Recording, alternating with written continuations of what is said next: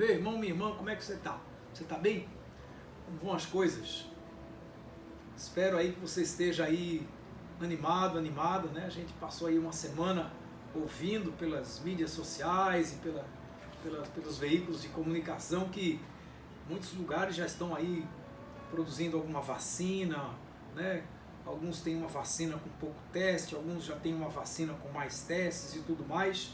Tudo isso, irmãos, é o esforço do mundo em resolver essa situação, porque essa não é a situação só do Brasil, no caso da gente aqui só de um estado ou de outro, a situação é crítica e é mundial, né? Então o mundo inteiro está sofrendo o peso, né, desse tempo de necessidade, né? Ninguém está parado, as empresas, muitas não estão paradas porque querem ficar paradas. Então eu louvo a Deus mais uma vez e quero aqui agradecer ao Senhor por esse povo maravilhoso que Deus tem sustentado com a sua mão maravilhosa, extraordinária aí, nas frentes de trabalho, sejam os que estão trabalhando com a medicina em seus vários ramos, sejam os que estão trabalhando nas áreas essenciais, ok? Gente que está com muita alegria, fazendo o seu melhor para fazer chegar nos nossos lares o remédio que a gente precisa, o abastecimento que a gente precisa, enfim. Vamos lá, meu povo, tá? Então vamos seguir orando como temos feito aqui sempre, orando, intercedendo pelos líderes do mundo inteiro e, claro, em especial pelos líderes da nossa nação. A começar lá do nosso presidente da República, dos nossos ministros e por aí vai, dos governadores desse país, dos prefeitos, dos vereadores, para que o Senhor sopre sobre essa nação um vento poderoso de temor do Senhor e da graça de Deus, para que esses homens, essas mulheres, esses que estão ligados na rede, né, na teia, na linha, na corrente de decisão desse país, tomem decisões sábias para que a gente possa sair de tudo isso o mais breve possível e voltarmos à nossa vida normal, claro, desse chamado novo normal. Seja esse novo normal uma bênção. Amém? Amém. Ok, queridos. Se você trouxe a sua Bíblia aí, ok? Eu vou pedir para ligar aqui. Se você tem a sua Bíblia aí, você vai abri-la lá no Evangelho de Mateus, capítulo 14, nós vamos ler os versos de número 22 ao 33, ok? Vou repetir. Evangelho de Mateus, capítulo 14, versos de número 22 a 33, ok? Vou chamar a minha princesinha para vir aqui fazer essa leitura para nós. Amém. Olá, pessoal. Graça e paz, sejam bem-vindos. Deus abençoe cada um de vocês. Se tiver com sua Bíblia aberta no Evangelho de Mateus, capítulo 14, a partir do versículo 22, a palavra do Senhor diz assim: E logo ordenou Jesus que os seus discípulos entrassem no barco e fosse adiante para o outro lado, enquanto despedia a multidão. E despedida a multidão, subiu ao monte para orar, à parte. E chegada já a tarde, estava ali só. E o barco estava já no meio do mar, açoitado pelas ondas, porque o vento era contrário. Mas à quarta vigília da noite, dirigiu-se Jesus para eles, andando por cima do mar. E os discípulos, vendo andando sobre o mar, assustaram-se, dizendo: É um fantasma. E gritaram com medo. Jesus, porém, lhes falou logo, dizendo: Tende bom ânimo, sou eu, não temais. E respondeu-lhe Pedro e disse: Senhor, se és tu, manda-me ir ter contigo por cima das águas. E ele disse: Vem. E Pedro, descendo do barco, andou sobre as águas para ir ter com Jesus. Mas sentindo o vento forte, teve medo. E começando a ir para o fundo, clamou, dizendo: Senhor, salva-me. E logo Jesus, estendendo a mão, segurou-o e disse-lhe: Homem de pouca fé, por que duvidaste? E quando subiram para o barco, acalmou o vento. Então aproximaram-se os que estavam no barco e adoraram-no, dizendo: És verdadeiramente o Filho de Deus. Este é o Evangelho do nosso Senhor Jesus Cristo. Louvado sejas, ó Cristo. Amém, queridos.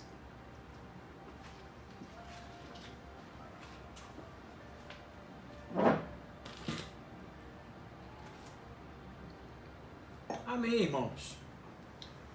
Prestou bem atenção na leitura hoje? É bem provável que você já tenha ouvido outros pregadores falarem desse texto. É um texto muito conhecido das Escrituras Sagradas. E eu, quando estava preparando essa mensagem, eu pedi a Deus para que o Senhor nos despertasse para um algo bem aplicado aos dias que a gente tem vivido hoje. Deixa eu fazer uma pergunta a você. Você alguma vez na sua vida, porque eu já, mas a pergunta é a seguinte: você alguma vez já disse assim, Senhor, eu estou sem forças. Senhor, eu estou sem forças.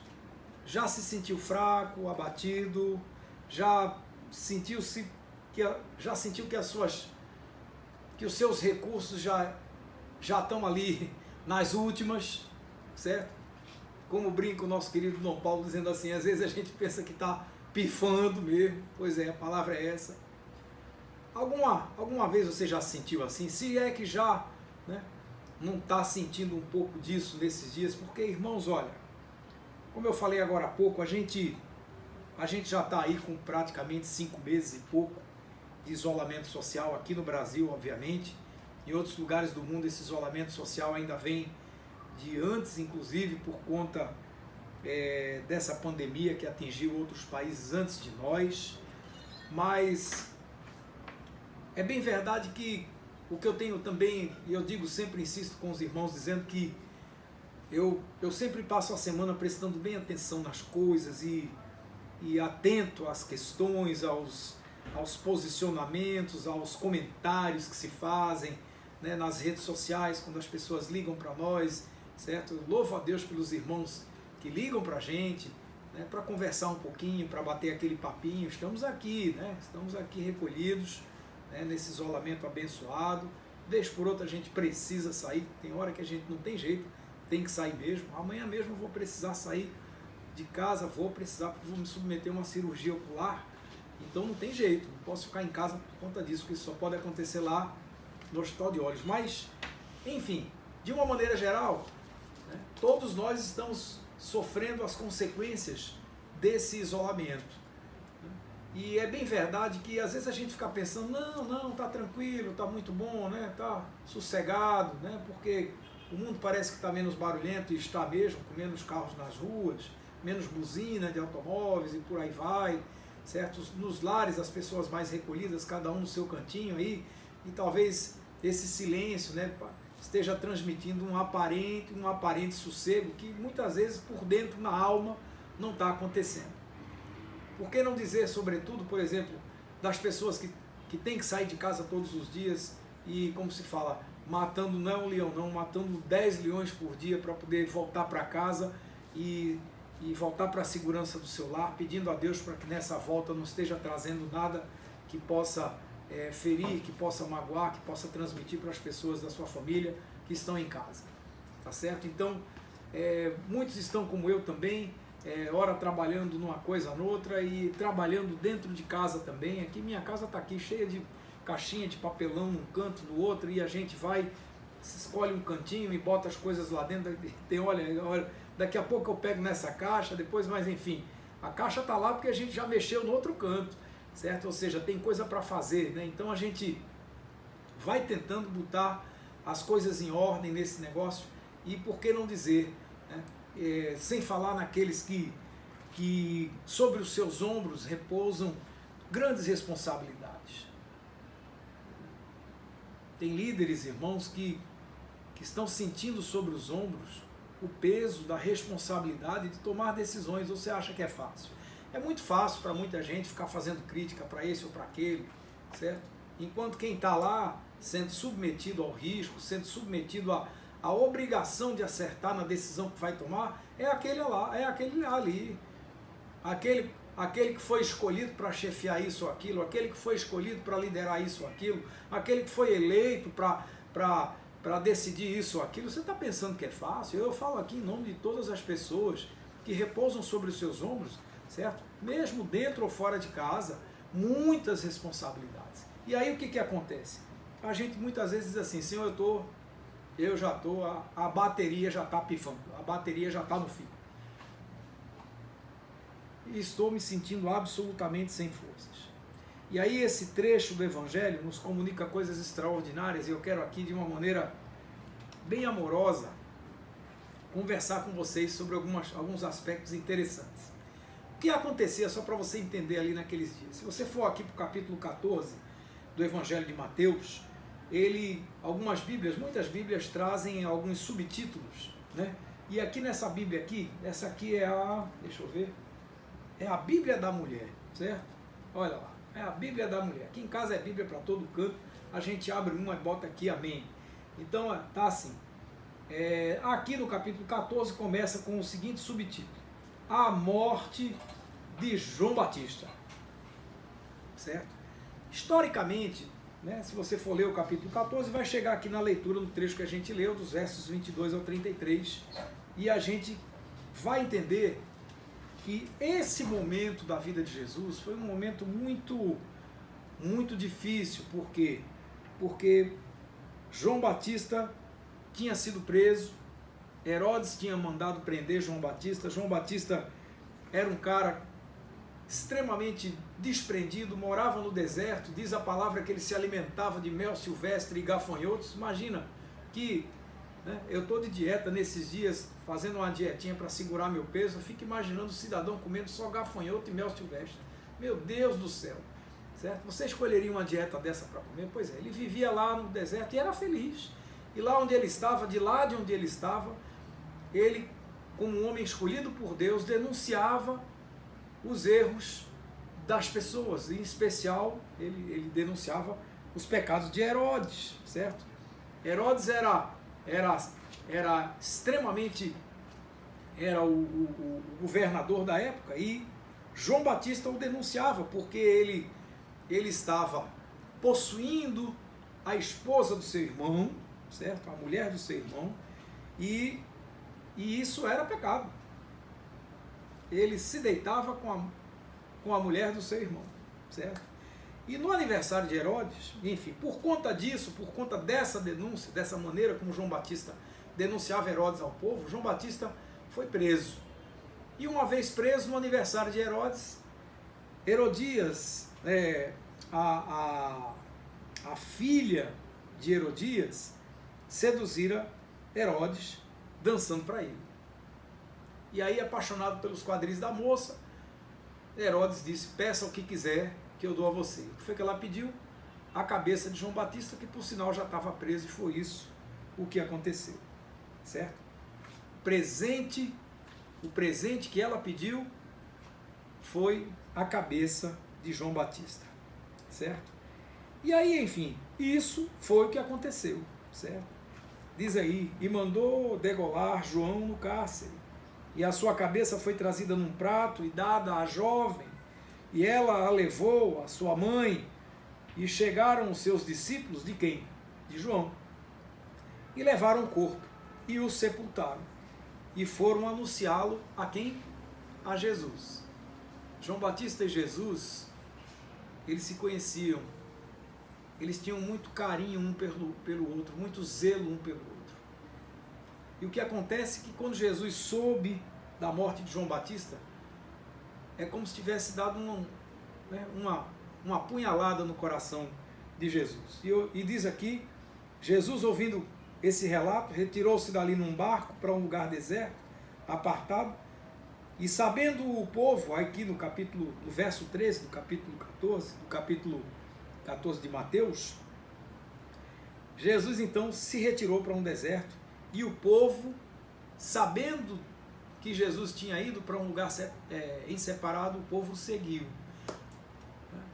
E o interessante é que, na sua dor, irmãos, Jesus procurou um cantinho para, como eu digo, metabolizar um pouco, para poder, quem sabe, descansar um pouco e meditar, e descansar um pouco a alma e o coração da dor que estava sentindo pela perda do seu amigo. E o povo não seguiu. Ele podia ter dito, gente, dá um tempo para mim, né? Dá um tempo para mim. Mas não. Sabe o que foi que Jesus fez? Seguiram Jesus, irmãos, 5.000 homens. Porque está dito lá na palavra. Porque foi a esses 5.000 homens, fora mulheres e crianças, que devia ter aí por volta de 10 a 15 mil pessoas, foi para esses que Jesus fez um milagre da multiplicação dos pães e peixes e os alimentou. Diz lá no verso 23, e despedido a multidão, então o que Jesus fez? Ou seja, depois de Jesus alimentar a multidão, fazer um milagre extraordinário com 5 pães e 2 peixinhos, ele então subiu ao monte para orar à parte. Diz aqui no verso 23 da nossa leitura. E chegada já à tarde, estava ali Jesus só. Jesus, irmãos, precisou de um tempo sozinho. E comigo e com você, alô, querido, querida, muitas vezes é preciso que isso aconteça também. Com a gente é da mesma maneira. A vida moderna, muitas vezes, assoberba a gente de uma maneira, e por que não dizer dos tempos que a gente está vivendo hoje, nessa aparente calmaria, está mexendo com o povo dentro, está mexendo com a alma das pessoas, está mexendo com o emocional das pessoas, em todas as instâncias, certo? E aí a gente fica como o salmista, lá do Salmo 42, Senhor, por que estás abatida, ó minha alma? Por que te perturbas dentro de mim, irmãos? E para ter esse momento, repare, para desfrutar desse momento, porque Jesus tinha recebido, estava ali, sob certa forma, sob uma pressão do próprio coração, ele precisou assimilar essa má notícia. Ele precisou de um momento só dele, certo? E aí diz aqui o texto que a gente leu, agora a gente está chegando nele, certo? Jesus então se aparta dos seus discípulos, manda eles adiante, eles vão num barco, e Jesus se aparta para orar. Na alta hora da madrugada, o mar fica revolto, as ondas vão batendo no mar, e o pessoal aperreado, preocupado com um barco que podia, no escuro, de madrugada, virar. E aí quem chega, porque esses barcos carregavam ali algumas lamparinas, e a luz era muito, muito rarefeita naquele lugar por conta do local, certo? E se o mar estava batendo, tinha água, tinha vento, não devia estar fácil. E você imagina, chega de repente um vulto andando por cima d'água. O primeiro pensamento de todo mundo foi que é um fantasma, é um espírito. E Jesus acalma, dizendo, calma, sou eu. Calma, sou eu. E aí Pedro, que era muito impetuoso, diz assim, Senhor, se és tu, mandas que eu vá ter contigo aí. E aí Jesus diz assim, venha, veja. Que fé linda de Pedro, irmãos. Pedro confiou. A fé de Pedro naquele momento, ele podia ter ficado, olha, se fosse Zé Pompeu ali naquele barco, se ele dissesse assim, vem, rapaz, olha, eu ia dizer assim, vou agora ou vou depois? Espera essa onda passar. Não, eu estou com medo dessa onda ou daquela. Não, querido, Pedro meteu a cara dentro d'água. Botou os pés e andou por sobre o mar e foi até Jesus. Quando ele chegou ali pertinho de Jesus, ele olhou para aquele mar batendo, se assustou com o vento e começou a afundar. E naturalmente, como sendo ele um pescador, mesmo ele um pescador experiente, nervoso, ficou com medo, certo? Porque o vento e as ondas batiam no barco o tempo todo. E Pedro diz assim, Senhor, salva-me! E Jesus estende a mão e chama ele de volta, traz ele para cima da água de novo e diz assim, homem de pouca fé, por que você duvidou? Né? E aí, enfim, depois entraram todos no barco.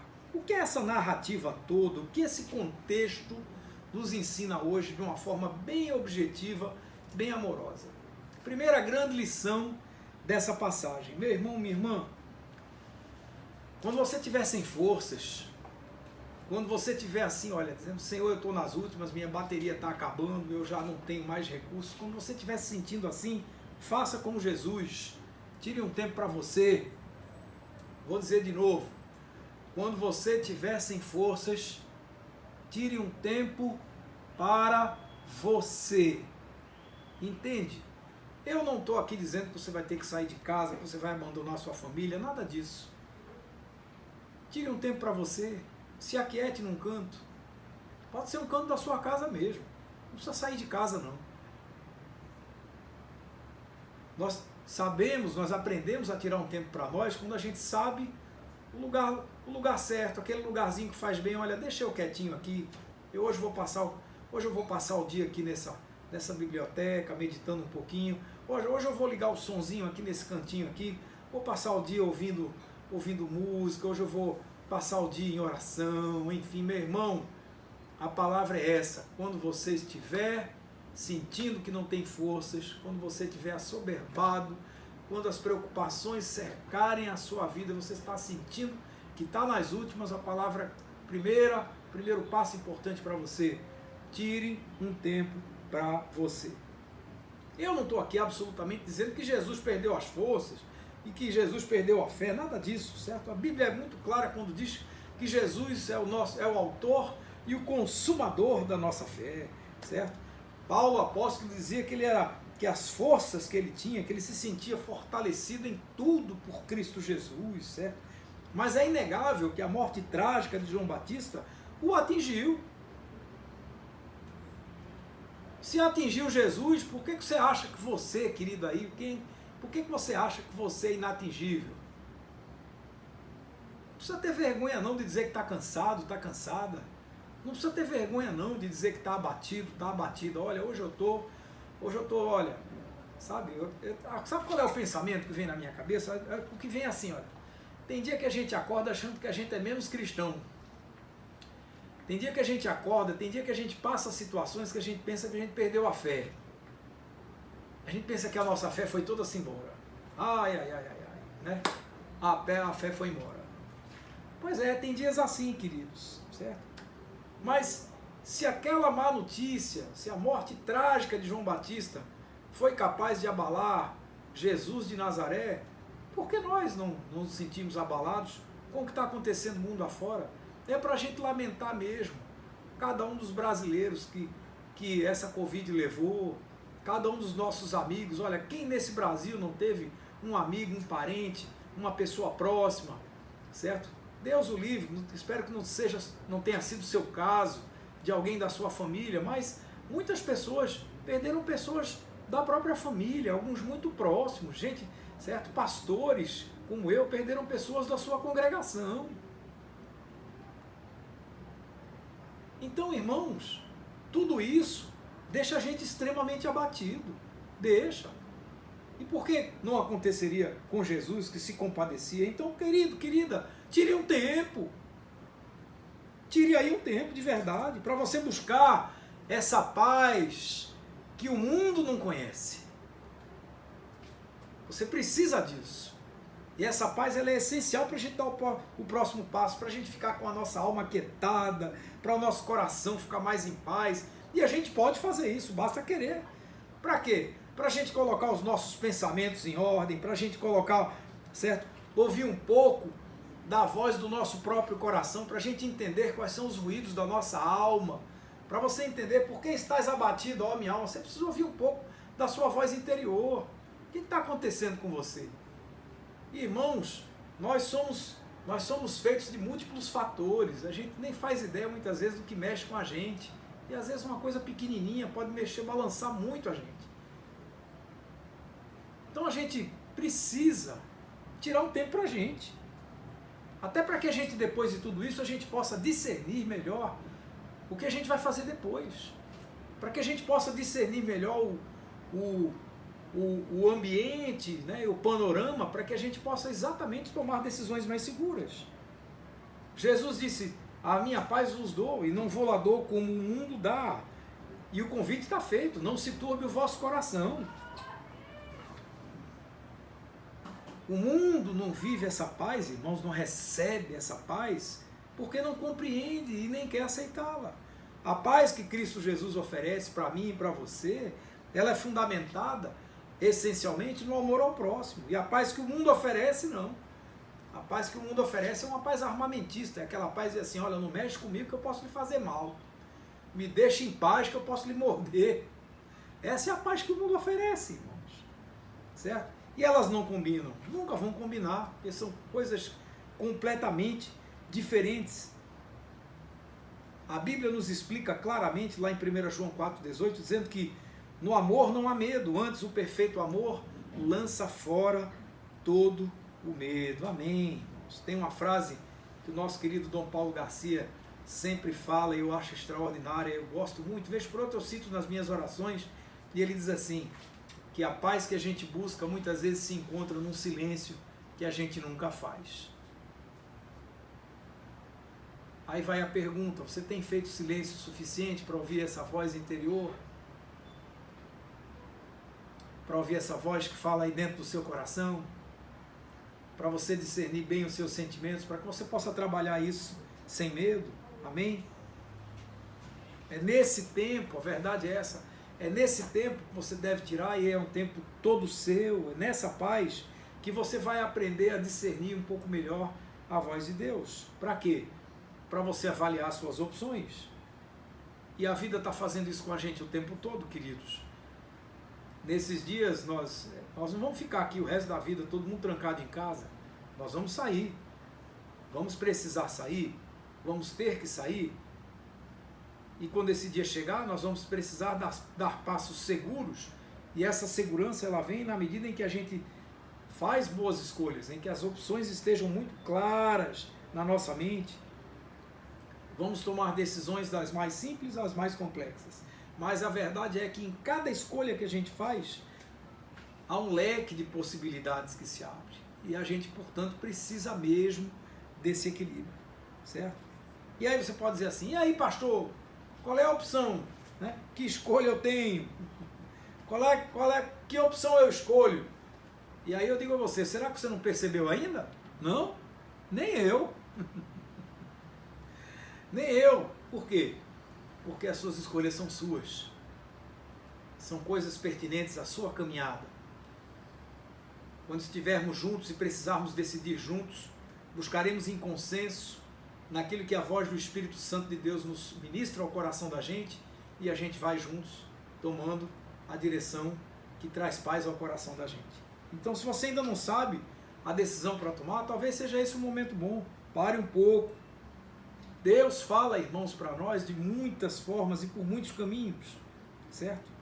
Por muitos meios. Agora, a única coisa que você precisa fazer é estar atento, certo? E aí, se você está aí preocupado, assim, pastor, como é que eu faço isso? Eu vou te dar aqui um passo a passo essencial para você ouvir a voz do Senhor, certo? Vamos lá, o primeiro passo é orar, viu? Esse é essencial, tem que começar sempre por aí. Esse passo é obrigatório. Os outros dois passos que eu vou te falar, eles não precisam vir na ordem, você escolhe a ordem deles, mas o primeiro é orar. Por quê? Porque, queridos, a oração vai acalmar a sua alma, a oração vai colocar você na posição certa diante de Deus, certo? A oração é um ato, é uma atitude do coração do homem, quando é dirigida a Deus, certo? Ela parte do princípio que você reconhece nele a sua grandeza, a sua majestade, o seu poder para resolver as coisas. Então essa atitude de humildade diante de Deus já te coloca numa posição privilegiada. E aí pronto. Então o primeiro passo para você saber onde é que está a vontade de Deus, o primeiro passo é orar. O segundo passo é o seguinte, confronte as suas opções. Com o quê? Com isso aqui, ó. Com a palavra de Deus, amém? Confronte as suas escolhas com a palavra de Deus. Porque se alguma das suas opções estiver em dissonância com essa palavra, Deus não está querendo você por ali não, viu? Então, querido, querida, descanse, certo? Ó, abri um menu aqui, certo? Você tocou aí, veja aí. Ok. E aí, enfim, confronte as suas escolhas com a palavra de Deus. Porque é ela quem vai dizer a você aquilo que é bom e aquilo que não é. E se tiver alguma dissonância nesse negócio, por que você pode escolher isso depois? Certo? Porque a qualquer momento, meu irmão, se o terceiro passo, qual é o terceiro passo? Você vai conferir se tanto a escolha quanto as suas possibilidades, os resultados glorificam a Deus. Se o resultado glorificar a Deus, não tem como Não tem como ele estar em dissonância com a vontade de Deus. Então você sossega aí, tá certo?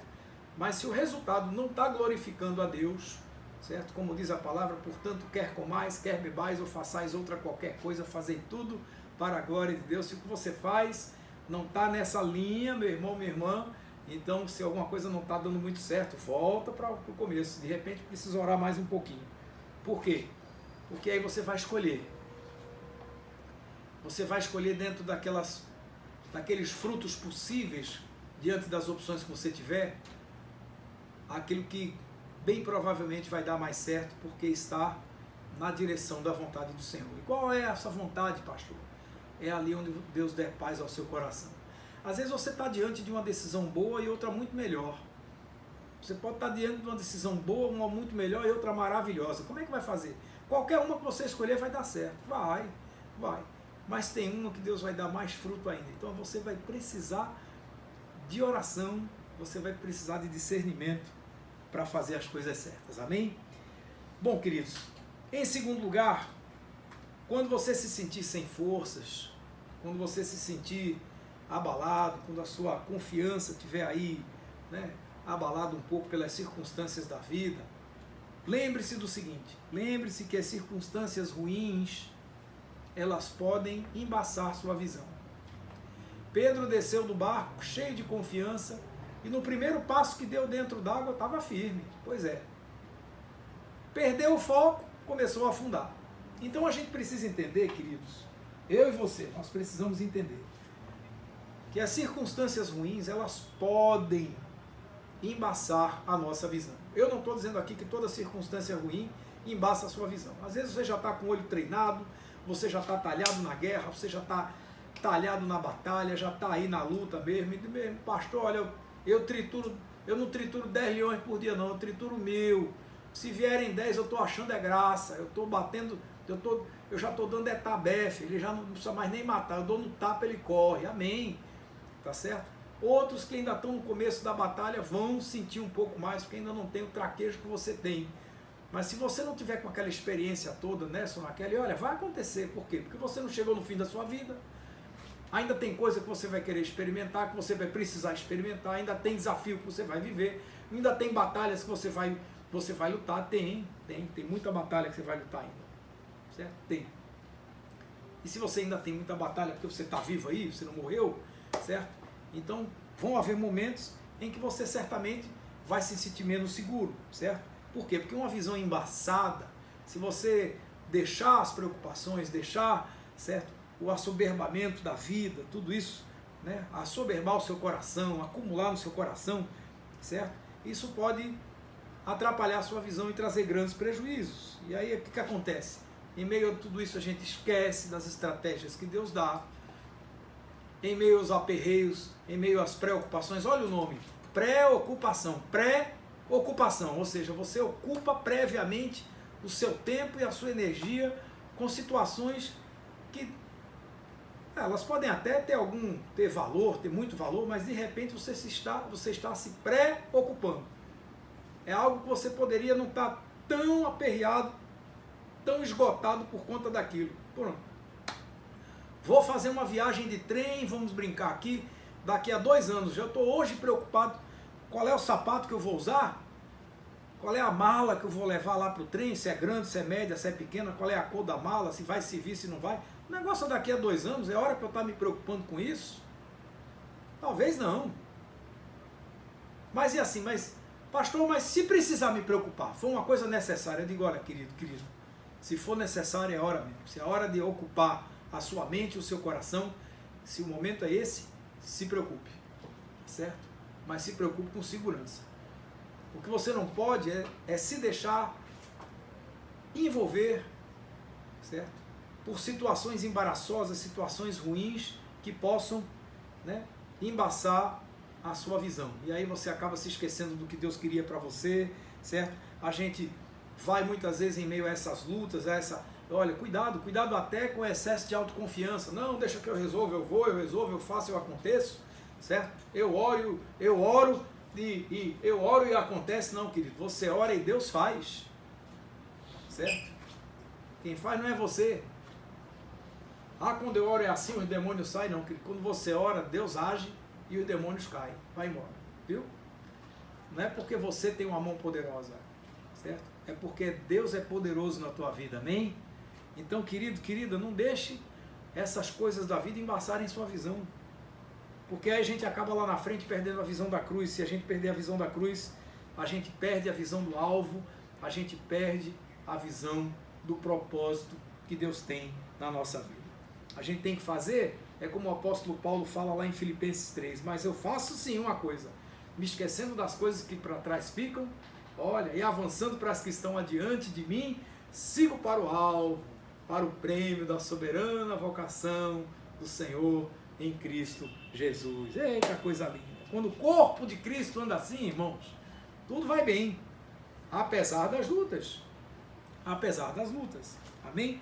O açoite das ondas, o vento contrário, certo? Os aperreios da vida, é isso aí, sempre vão existir, alô? Certo? Você não é melhor do que ninguém, não, nem eu, certo? Nós passamos por essas coisas o tempo todo, certo? Os desafios e as lutas da vida sempre vão nos alcançar, porque, como eu disse agora há pouco, estamos todos bem-vindos, certo? Mas uma coisa interessante, né, é que muitas vezes, se você tiver com uma visão limpa, né, se tiver com um entendimento, né, com tudo clarinho, direitinho no seu coração, paz para tomar as decisões, você vai ver que muitas vezes a solução está bem ali, bem pertinho da gente, certo? Como Jesus está perto da gente, certo? Como Deus está pertinho de nós. Meu irmão, minha irmã, eu digo sempre aqui, e a palavra nos diz, que o Senhor não se afasta de nós nunca. Ele está sempre presente. Deus é socorro bem presente na hora da angústia. Está angustiado, está angustiada. Não se preocupe, Deus está vendo tudo isso, está juntinho de você. E como naquele dia, naquela tempestade, Jesus estava ali por perto. Quem tem a luz do mundo, irmãos, não anda na escuridão. Lá em 1 João a palavra diz assim, se andarmos na luz como Ele na luz está, temos comunhão uns com os outros, e o sangue de Jesus Cristo, seu Filho, nos justifica, nos purifica de todo pecado. Então, meu irmão, minha irmã, mantenha o foco, amém?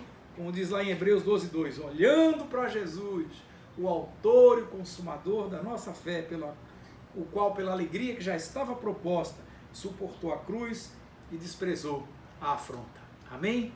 Eu quero encerrar essa palavra, essa meditação, dizendo a você o seguinte, que quando você se sentir abalado, abalada, sentir que está sem forças, e quando você olhar assim, porque isso já aconteceu comigo, com você talvez tenha acontecido também, quando você achar que nem aí você tem saída, certo? Quando você olha para um lado, olha para o outro, diz assim, rapaz, eu não estou vendo saída não, eu não estou conseguindo enxergar, eu não estou me sentindo capaz de tomar uma decisão segura. Sabe o que você faz? Agora, você faz como Pedro. Clame. Amém? Clame. Jesus, me ajuda. Pronto. É assim. Amém? Quem tem a luz do mundo, irmãos, não tem o que temer. Clame que o Senhor ouve. Sempre ouve. Deus jamais abandonou um filho falando sozinho, uma filha falando sozinho, sozinha. Jamais. Certo? Porque o Senhor ouve os necessitados. A Bíblia ensina, sabe aonde? Salmo 69, verso 33. O Senhor ouve os necessitados e não despreza os seus cativos. Em 2 Crônicas 7,14, esse texto você sabe. O Senhor diz assim, se o meu povo, que se chama pelo meu nome, se humilhar e orar e me buscar e se converter dos seus maus caminhos, então eu ouvirei dos céus, sararei, perdoarei os seus pecados e sararei a sua terra. Amém? O que é que tem afligido? O que é que tem preocupado o seu coração aí, meu irmão, minha irmã? Certo? Jesus disse, e tudo que pedirdes na oração, crendo, o recebereis. Então, querido, querida, está com medo de quê? Está receoso de quê? E quando você clamar, faça como Pedro, estenda a mão e fique certo que a mão do Senhor já está lá, estendida para te resgatar, para te levantar, para te trazer de volta, para te abençoar. Amém? Com Jesus no barco, irmãos, tudo se acalma. Você vai sair desse processo aí muito mais forte, viu, querido, viu, querida? Vai sair sim. Todos nós. Essa é a esperança que eu tenho no meu coração, essa certeza que ninguém tira daqui. Essa certeza de que todos nós sairemos mais fortes disso. Não sem feridas dessa luta. Eu já tenho várias aqui. Certo? Só dos irmãos que o Papai do Céu já levou, gente de pertinho de mim, que eu amava de paixão, e a gente tá aí juntinho da família, vez por outra ligando, respeitando o silêncio da dor, no momento que precisa estar sozinho. Amém? Mas sempre que posso, procure em oração um momento conveniente para dizer: estamos aqui, qualquer coisa, conte conosco, estamos com saudade, queremos vocês por perto. Então, querido, querida, quando a força for embora, quando você achar que a sua fé já acabou, a palavra para você é essa: não desista, viu? Tire um tempo para você, tire um tempo para Deus. Lembre-se que as circunstâncias da vida não são maiores do que o Deus que te ama demais. Se você sentir que não tem saída, que não tem forças, que não tem escolhas, que você não está conseguindo escolher, não está conseguindo enxergar a saída para as situações, faça como Pedro, querido, querida, que eu já fiz isso e tenho feito muitas vezes. Clame, certo? E como é que você faz? Se você não souber como clamar, aqui vai uma dica boa para você. Se você precisar de um número de telefone para pedir uma ajuda, pelo menos antigamente era assim, não sei hoje, faz tempo que eu não ligo para lá. Mas a gente discava assim: 102 é o popularmente conhecido 102. Pois é. Então, se você não, na hora que você precisar de ajuda, não souber como clamar, lembre do Salmo 102. Sabe por quê? Porque ele diz lá no primeiro verso do Salmo 102 assim, ó: Senhor, ouve a minha oração e chegue a ti o meu clamor.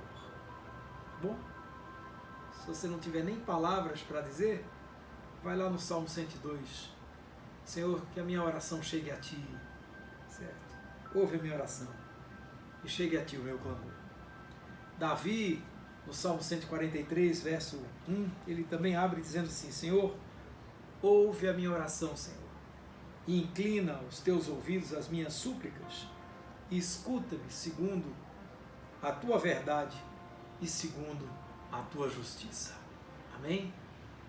Então, meu irmão, minha irmã, que Deus possa te abençoar muito nesses dias, te dando as forças, todas elas, quando você se sentir mais fraco, mais fraca, e que Ele comunique ao seu coração essa certeza de que em circunstância nenhuma da sua vida Ele vai abandonar você. Amém? Vamos orar? Senhor, nós queremos te agradecer, porque não são poucas as vezes que as nossas forças vão embora. E nos perdoa se muitas vezes pensamos até que a nossa fé nos abandonou. Mas a Tua palavra nos ensina que a fé é dom gratuito Teu. E nós queremos aqui, ó Deus, pedir perdão pelas nossas fraquezas, pelas nossas dificuldades. Pedimos que o Teu Espírito Santo nos acalme o coração nesses dias em especial e derrame sobre o nosso país, sobre todos os países do mundo, um sopro precioso de calma, de sossego, de paz no coração, para que as decisões sejam tomadas com sabedoria. Não permita, ó Deus, que as circunstâncias difíceis da vida, e olha, nós não queremos aqui medir as circunstâncias maiores ou menores, não importa. Cada um sabe o fardo que carrega, cada um sabe a luta que enfrenta. Nós te pedimos, ó Deus, que Tu nos ajude, para que essas circunstâncias não embacem a nossa visão, porque olha, Senhor, nas tantas vezes em que nos sentirmos sem saída, nós sabemos que se clamarmos a Ti, a Tua mão já está estendida para nos socorrer. Nós Te agradecemos por isso, no nome santo e poderoso do Senhor Jesus Cristo, e é em nome dele que Te agradecemos por tudo isso. Amém e amém.